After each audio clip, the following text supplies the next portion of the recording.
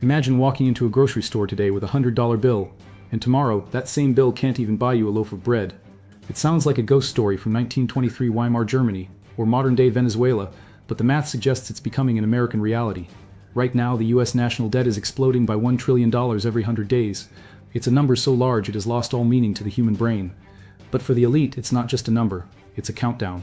Since 1971, we've lived in a financial experiment where money is backed by nothing but faith. But what happens when the world loses faith in the magician? History is littered with the corpses of empires that tried to print their way out of bankruptcy. Today, we aren't just looking at a deficit. We are looking at the end game of the Roman Empire, reenacted in digital real time.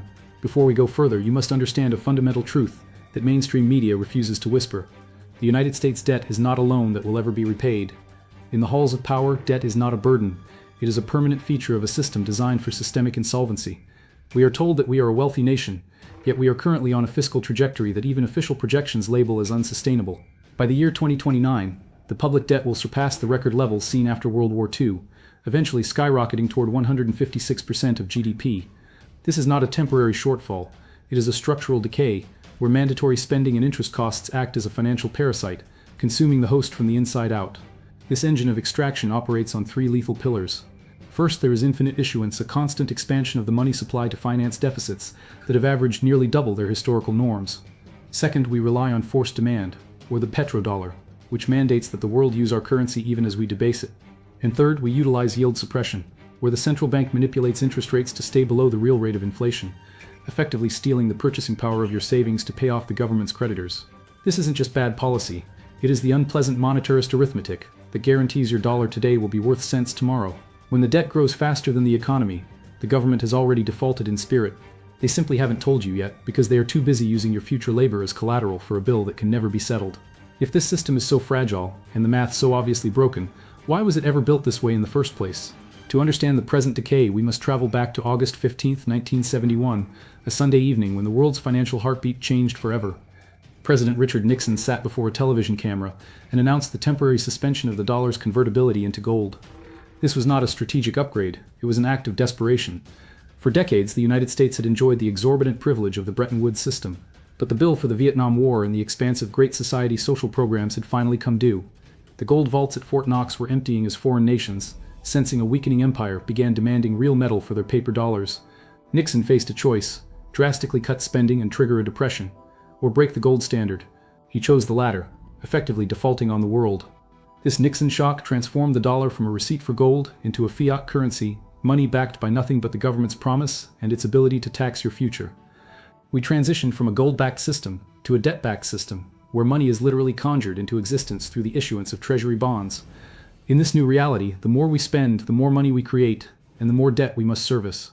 It was a masterstroke of short-term political survival that rewarded the elite by allowing them to inflate away the costs of war and social engineering. This move decoupled the currency from physical reality, granting the Federal Reserve the power to expand its balance sheet without limit.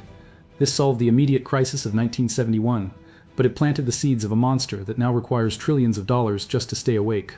The machinery of our modern financial world is no longer driven by production, but by a death spiral of mathematical inevitability. At its heart lies the first gear, the unpleasant monetarist arithmetic.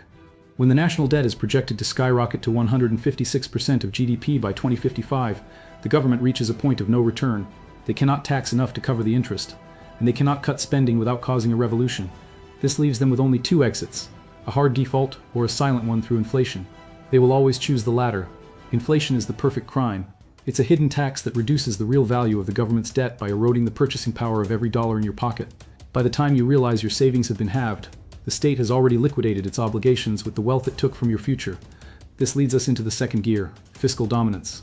This occurs when the Federal Reserve ceases to be an independent guardian of the currency and becomes a subservient bookkeeper for the Treasury. Today, interest costs are the fastest growing component of the US budget, projected to hit 5.4% of GDP by 2055. If the Fed raises interest rates to fight the very inflation they created, the interest on the national debt becomes so massive it triggers an immediate fiscal collapse. Therefore, the Fed is trapped. They must keep rates artificially low or suppressed to keep the government solvent, even if it means letting inflation run wild and destroying the dollar's value in the process. The independence of the central bank is a convenient myth. In reality, it is a hostage to the government's balance sheet. Finally, the third gear ensures the pain is never shared equally, the Cantillon effect. When the Fed expands its balance sheet to fund these deficits, The new money doesn't enter the economy at the bottom. It flows first to the financial elite, the big banks and government-connected corporations. These entities get to spend the new dollars while their purchasing power is still high, buying up real estate, stocks, and hard assets. By the time that money trickles down to your grocery bill or your gas tank, prices have already adjusted upward to reflect the new supply. This mechanism is why the stock market can hit record highs while the average American struggles to buy eggs. The system isn't broken.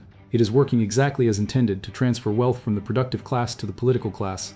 This three-part engine, taxing through inflation, sacrificing the currency for debt, and enriching the elite, has turned the American dream into a managed decline. If you think this is just a cynical theory, wait until you see the historical scars left behind by those who tried to play this game before.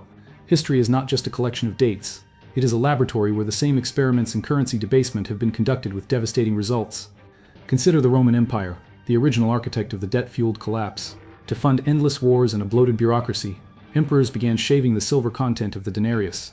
What started as a pure silver coin ended as a piece of copper washed in silver, eventually becoming worthless lead. As the money died, so did the empire's ability to defend its borders, proving that when a currency loses its integrity, the civilization it supports is not far behind. Fast forward to the late 18th century, and the French revolutionaries fell into the same "it's just a little bit of printing" trap. To finance their new republic, they issued assignats, paper notes supposedly backed by seized church lands.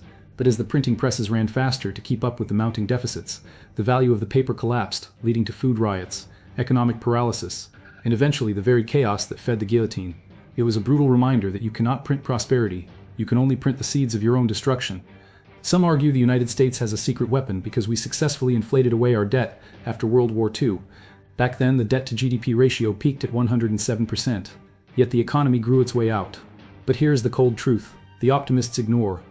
The 1940s was a period of temporary wartime spending followed by a massive demographic and industrial boom. Today, our debt is not a temporary surge. It is structural. We are facing an aging population and skyrocketing mandatory costs for programs like Medicare and Social Security that will push debt to 156% of GDP by 2055. In the 1940s, we were a young empire with a rising production engine. Today, we are a mature empire with a rising interest bill. We are no longer using debt to build the future. We are using it to delay the inevitable. This structural decay is not staying confined to our borders. It is forcing the rest of the world to find an exit. While the internal foundation of the dollar is rotting, the external walls that protect its hegemony are being dismantled by the very countries that once held them up. For decades, the dollar was a neutral tool of global commerce. But in 2022, the game changed forever when the United States froze approximately $300 billion of Russian foreign reserves. This act of weaponizing the dollar sent a shockwave through every central bank on the planet. It served as a brutal wake-up call. If your national interests do not align with Washington, your wealth can be erased with a single keystroke. If the dollar is no longer a safe haven but a geopolitical leash, then sovereign nations have no choice but to build a shield. This shield is taking the form of a massive, coordinated push for de-dollarization, led by the BRICS nations. These powers are no longer just talking about alternatives. They are actively building a multipolar financial ecosystem. They are increasing the use of local currencies in bilateral trade and exploring the creation of a common BRICS currency to bypass the greenback entirely. China, in particular, is positioning the yuan as a long-term competitor through its cross-border interbank payment system, or CIPS, which offers a direct alternative to the US-controlled SWIFT network. The most dangerous threat to dollar dominance, however, isn't just diplomacy, it is technology. The rise of central bank digital currencies, or CBDCs, is creating a digital bypass that makes the traditional banking system obsolete. China's ECNY is the pioneer in this space, designed specifically to facilitate direct peer-to-peer international transactions that never touch a single American intermediary. Through initiatives like the M-Bridge system, nations can now settle trades instantly using digital tokens, rendering the dollar's role as a middleman unnecessary. Currently, 40% of global transactions involve the dollar even when the US isn't a party to the trade. CBDCs are engineered to drive that number to zero. We are witnessing the birth of a world where the dollar is an option, not a requirement. This shift isn't just happening in distant boardrooms. It's already beginning to squeeze the very air out of your own financial lungs. You don't have to be a Wall Street trader or a macroeconomist to feel the heat from this slow-motion explosion. Every time the national debt clock ticks, a silent withdrawal is being made from your future. This isn't just a government problem, it is a direct assault on the purchasing power of your life's work. The unpleasant monetarist arithmetic is simple. The more debt the government accumulates, the more it is forced to debase the currency to prevent a total collapse. You are essentially the unintentional creditor to an insolvent state, and your savings are the fuel keeping the machine running. If you have a 401k, a pension, or a simple savings account, you are holding assets priced in a currency that is being intentionally devalued.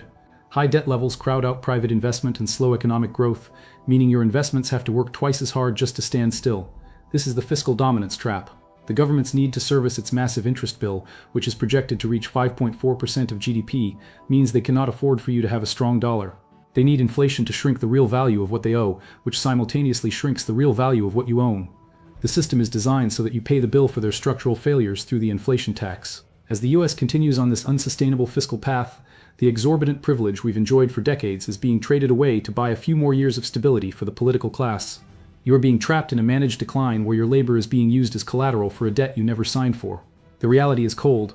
The system isn't trying to protect your wealth, it is trying to survive at your expense. The realization of this trap is what separates the victims from those who survive. This system does not exist by accident, nor is it merely the product of corporate greed. It is a calculated architecture designed to fund a global empire without ever having to ask for your permission. By abandoning the gold standard in 1971, the government unlocked a mechanism to finance endless expansion through debt, a choice that has now led to a trajectory where interest costs alone will consume 5.4% of our GDP. This structural decay isn't a failure of the machine, it is the machine working exactly as intended to preserve its own existence at the cost of your purchasing power. We have entered the era of fiscal dominance, where the Federal Reserve is forced to choose between the survival of the currency and the survival of the state. As historical patterns of excess repeat and global rivals build digital bypasses through CBDCs, the exorbitant privilege of the dollar is rapidly becoming a relic. The question is no longer whether the dollar will fall, it is whether you will be standing under it when the floor finally gives way. History does not care about your political leanings or your plans for retirement. It only cares about the math. The math of the 21st century is cold. You cannot borrow your way out of a debt crisis, and you cannot print your way into prosperity. We are entering an era where the supposedly risk-free asset, the US Treasury, is becoming the ultimate systemic risk. This is not a conspiracy.